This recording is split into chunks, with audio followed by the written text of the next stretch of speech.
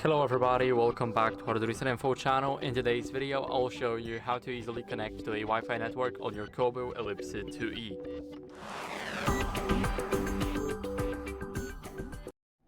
So first, what you guys want to do is go over to this little Wi-Fi icon here. Now here it will scan for networks, and as you guys can see, I've got one right here. Now what we gotta do is basically enter the password to our Wi-Fi still. Let me do that off the camera. So after that, we need to simply click on join, and now it will try and connect to the network. If the password is right, then basically we'll have the Wi-Fi connection access. As you guys can see, we need to scan for networks, and now as you guys can see, it says connected. So now we've got the Wi-Fi connection, and that's basically it. So I hope this video helped you, and if it did, then leave a like, sub, and a comment, and I'll see you in the next one.